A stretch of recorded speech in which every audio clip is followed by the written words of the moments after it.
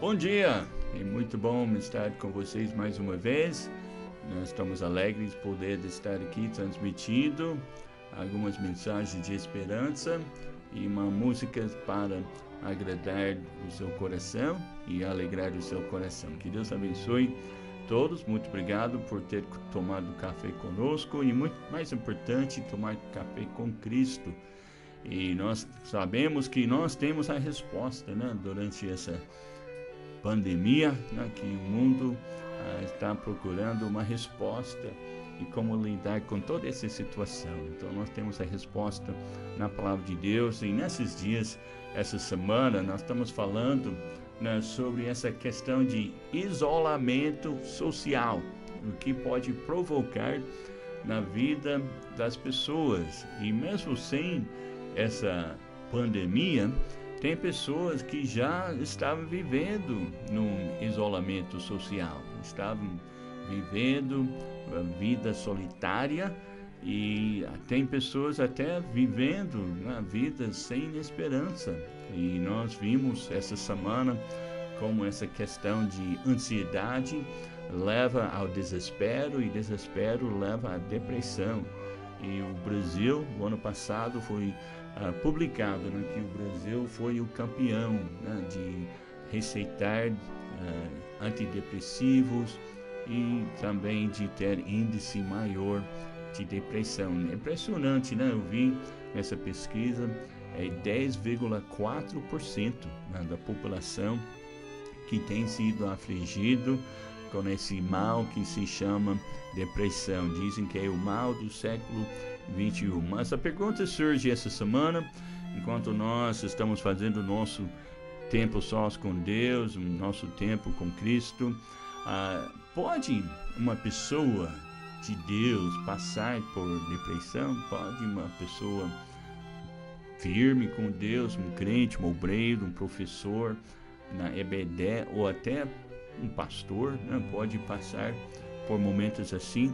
Então nós temos na palavra de Deus um exemplo de um homem de Deus, Elias, que 1 Reis, capítulo 18, ele teve uma grande vitória na sua vida, houve uma grande conquista, e daí, de repente, depois dessa experiência na montanha, ele passa por um momento no fundo do poço, um momento de depressão, e Deus lhe deu alguns passos para sair do fundo do poço, e nós encontramos aqui na palavra de Deus. Mas primeiro é importante entender os passos que levam a pessoa nesse ponto. Nós sabemos, como a Bíblia diz, que Elias, mesmo sendo um homem de Deus, ele era um homem sujeito às mesmas paixões que a nós, e passava pelas mesmas lutas e dificuldades. E os passos que às vezes levam a pessoa nesse ponto, como no caso de Elias, que houve uma pergunta mal colocada, Então ele diz no versículo 10 de capítulo 19, falando com o Senhor, ele diz: porque eu tenho sido zeloso, porque eu tenho sido muito zeloso pelo Senhor Deus dos exércitos, porque os filhos de Israel deixaram a tua aliança, derrubaram teus altares e mataram teus profetas à espada, e só eu fiquei, e buscam a minha vida para me tirar. Então, em certo sentido, ele estava culpando o povo de Deus por sua situação, e indiretamente ele acabou culpando Deus, porque foi Deus quem colocou nessa posição, nessa situação, e ele estava jogando a culpa em outras pessoas. Teve aquele sentido de vítima, Às vezes não entendemos o porquê, e muitas vezes Deus não responde quando nós perguntamos porquê. Mas Deus quer que nós tiramos os nossos olhos da nossa situação e olhar para o Senhor, como no caso de Jó. 34 vezes o Jó, ele fez as perguntas para Deus: por que me tirastes da madre? Foi uma das perguntas. Melhor não ter nem nascido.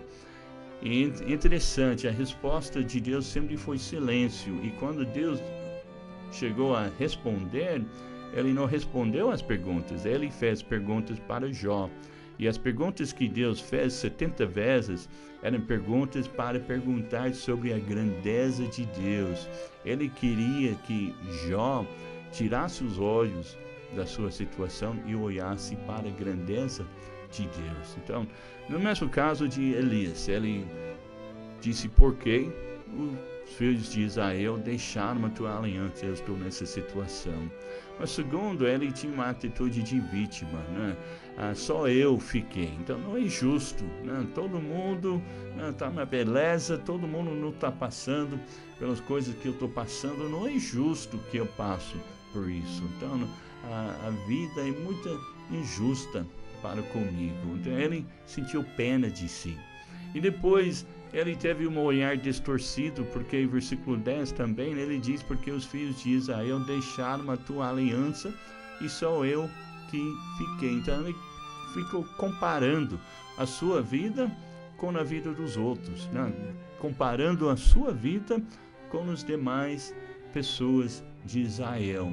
E toda vez que nós comparamos a nossa vida com outra pessoa, ou nós vamos ficar orgulhosos, sentindo superior, e nós vamos sentir insignificantes, né? Sentindo inferior. Então, por isso a Bíblia diz: não é bom comparar-se entre nós, não é bom comparar com outra pessoa. Mas também ele teve um sentimento destruidor. Qual foi esse sentimento? Veja o versículo 3, e a Bíblia diz: e sucedeu que, ouvindo-a, Elias envolveu o seu rosto na sua capa, saiu para fora e pôs-se à entrada da caverna. E eis que veio a ele uma voz que dizia: que fazes aqui?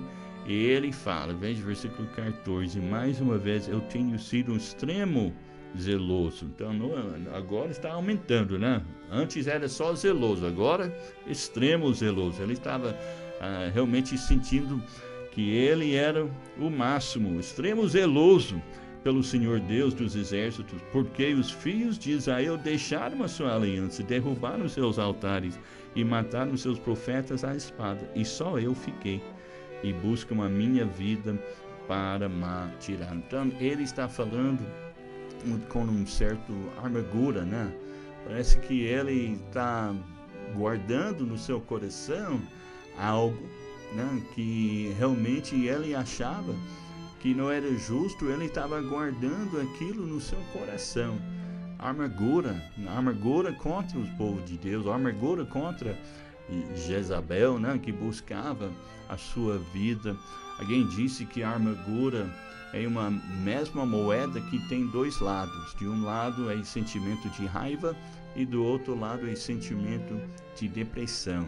Então, por isso Deus sempre nos mostra o caminho de perdão para tirar essa pedra do coração. Mas daí nós podemos ver também como ele teve um pensamento fatal, um pensamento de suicídio. No versículo 4 diz que ele, porém, foi ao deserto, caminho de um dia, e foi sentar-se debaixo de um zimbro e pediu para si a morte, e disse: já basta, ó Senhor, toma agora a minha vida, pois não sou melhor do que os meus pais. Que coisa, né? Elias chegou no fundo do poço, um lugar muito triste na vida da pessoa.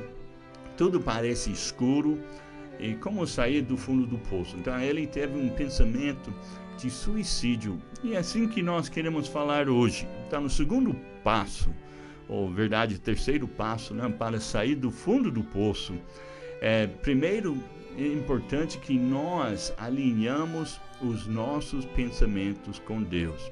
Nós vimos o primeiro passo antes ontem, né, para sair do fundo do poço. Em primeiro lugar, nós temos que reconhecer, né, o que precisa ajuda. Deus faz a pergunta para Elias, para ele refletir: que fazes aqui? Se a pessoa nega que está numa depressão, se nega que está no fundo do poço, então não vai buscar ajuda. Então Deus perguntou para ele: que fazes aqui, dormindo debaixo de um zimbro? né, sem forças para levantar e continuar a sua missão. Então, nós temos que reconhecer que nós precisamos ajuda, em primeiro lugar. Segundo, nós precisamos de reconhecer que não estamos sozinhos, né? Deus falou para ele, né, que você não está só. Deus mostrou para Elias que estava presente na vida dele. Deus fala conosco através da sua palavra, do seu Espírito Santo, aquela voz mansa e suave. Mas mesmo assim, Elias estava dizendo, coitado de mim, não tem mais ninguém que quer servir ao Senhor, só eu fiquei, estou sozinho. Nós somos vítimas, né? O diabo quer que você pense que você é vítima. Nunca ninguém passou por isso. Então ele quer que você pense assim. Mas Deus mostrou para ele que havia mais de 7.000 pessoas que estavam passando pela mesma situação. E alguns deles estavam passando por situações piores do que eles. Mas eles não dobraram perante Baal. Eles não beijaram a boca do ídolo, né? Então a Bíblia diz que Deus mostrou que não estava sozinho. Então, nós temos que entender que não estamos sozinhos. Primeiro, o Senhor está conosco. Depois, procure outras pessoas da mesma fé, né, que estão firmes. E como que eles conseguiram atravessar desses momentos e conseguiram a vitória. E depois, Deus mostrou para ele, tem alguém que eu posso levar ao seu lado. Alguém que importa com você. Eliseu era o discípulo de Elias, ele era o colega do ministério, tinha alguém realmente que podia carregar aquele peso junto com ele, e Deus enviou esse alguém para a vida dele, que serviu para ser uma bênção na vida dele. A Bíblia diz, versículo 21, então se levantou e seguiu a Elias e o serviu. Que bênção, né? Os irmãos que vão a nosso lado nos momentos mais difíceis para nos carregar e levantar aquele peso que está sobre nós.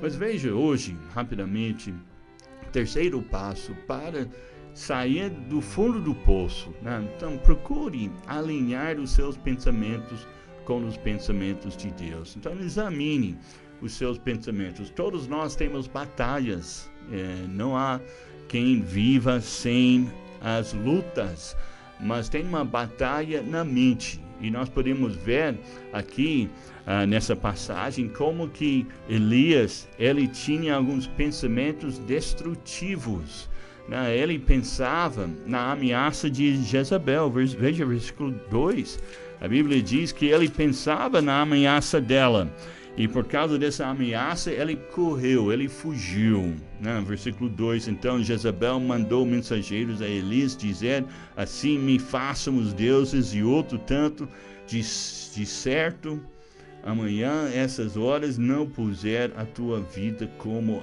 a de um deles. Então ele estava mais preocupado em Jezabel do que em obedecer a Deus. Ele correu dela, pensando nessa ameaça, quando em verdade Deus é maior do que qualquer Jezabel em nossas vidas, né? O mesmo Deus que livrou dos falsos profetas, em capítulo 18, mais de 800 falsos profetas, o mesmo Deus que livrou desses falsos profetas, poderia também livrar de Jezabel. Então ele tirou os olhos de Deus e ele estava olhando para aquela mulher, né? Para aquela ameaça. Ele caiu na mentira de Satanás. Então ele estava pensando em se isolar. Versículo 3, a Bíblia diz, ele correu e ele procurou um zimbro. Então na verdade, Deus diz que não é bom que o homem esteja só. Por isso esse momento de isolamento social, você deve procurar conversar com pessoas, mesmo que seja à distância, por WhatsApp ou por redes sociais, mas mantenha contato com as pessoas, com a sua rede social, com as pessoas e os relacionamentos na sua vida. Então, ele pensou em se isolar. Então é uma mentira do inimigo, é uma armadilha, na verdade, que o inimigo quer que a pessoa se isola. Não há ninguém que é uma ilha, nós precisamos um do outro. Mas também, veja o versículo 4, ele teve pensamento na sua própria morte, né? Ele pensou em morrer, né? Então, sabe, irmãos, Deus tem um propósito, uma missão para cada um de nós. Não é a vontade de Deus que você deixe desse mundo tirando sua própria vida. Então isso é uma mentira de Satanás. Satanás põe na cabeça da pessoa: o mundo seria melhor se você nem tivesse nascido, se você não fosse aqui. Para de seu sofrimento, você pode ter uma saída, mas a melhor saída é buscar Jesus. Ela é a melhor saída. Então é uma mentira do inimigo. Mas ele estava tendo esses pensamentos. Ele tinha pensamentos na história dos seus pais. Veja o versículo 4, ele diz: pois não sou melhor do que os meus pais. Então nós temos que alinhar os nossos pensamentos com Deus. Então Deus é maior, né, do que qualquer passado que nós temos. Ele está pensando: meus pais, né, passaram por coisas piores, né? E às vezes nós permitimos que nosso passado atrapalhe o nosso presente. Às vezes nós culpamos nossos pais pelos maus hábitos que nós temos hoje. Meu pai, ele era alcoólatra, meu pai, ele era drogado, o meu pai, ele era abusivo. Então, nós temos que tirar os olhos do nosso passado, da nossa história, e saber que a graça de Deus é maior do que qualquer acontecimento do seu passado. Então, ele estava olhando na história. Ele diz que meus pais, eu não sou melhor do que os meus pais. Você não precisa. Se seu pai era um viciado, isso não significa que você precisa. Se seu pai se suicidou ou por causa de depressão, não significa que você precisa seguir o mesmo caminho. Mas veja o versículo 5. Ele estava pensando fugir dos seus problemas dormindo. Veja o versículo 5. Deitou-se e dormiu debaixo do zimbro. E eis que então um anjo o tocou e lhe disse: levanta-te. Então Deus, ele sabe como nos despertar, né?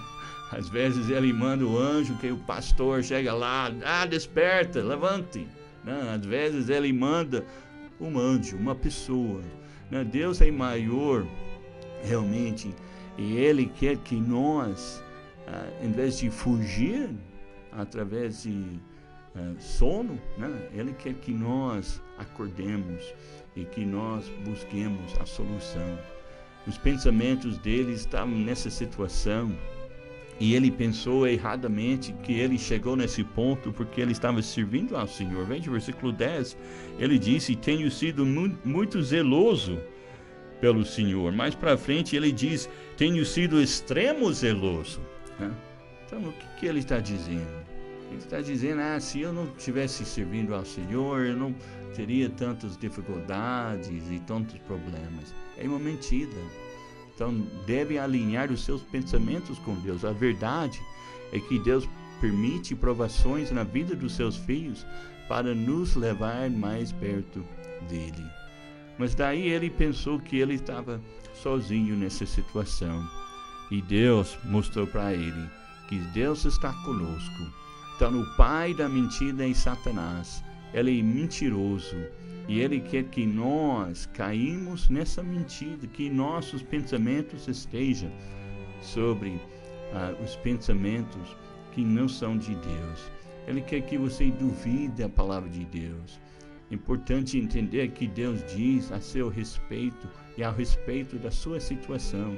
A palavra de Deus é confiável, é verdadeira, e a leitura da palavra de Deus pode alinhar os seus pensamentos com os pensamentos de Deus. Veja rapidamente, para finalizar, em Filipenses capítulo 4, versículo 6, a Bíblia diz: não estejais inquietos por coisa alguma, antes as vossas petições sejam em tudo conhecidas diante de Deus pela oração e súplica com ação de graças.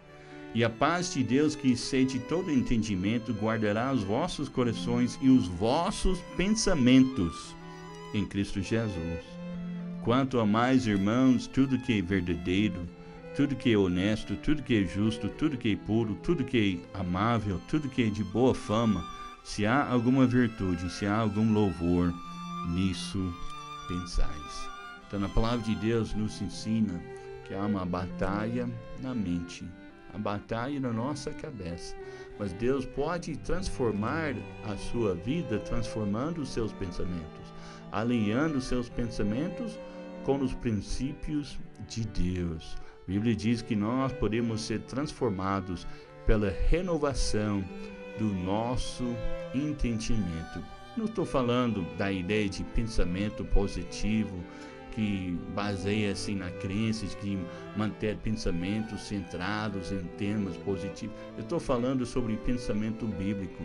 Alinhe seus pensamentos com os pensamentos de Deus. Elias, ele caiu na mentira do inimigo, que levou a sua derrota. A Bíblia diz que nós devemos ser renovados no espírito da vossa mente. Vos revistais do novo homem, que segundo Deus é criado em verdadeira justiça e santidade. Deixai a mentira e falai a verdade. Meu amado, deixa que Deus transforme seus pensamentos, e assim que Ele vai transformar a sua situação. Deixe que seus pensamentos sejam alinhados em Deus. Amanhã nós vamos ver o quarto passo, o degrau para sair do fundo do poço. E esse nós chamamos a última instrução que Deus deu para Elias. Deus falou para Elias: volte e enfrenta o seu problema. Volte e enfrenta com coragem. E Elias levantou e ele voltou pelo mesmo caminho. E Deus lhe deu a vitória. Agora nós vamos tomar um tempo para escutar uma música e também ter um tempo sós com Deus.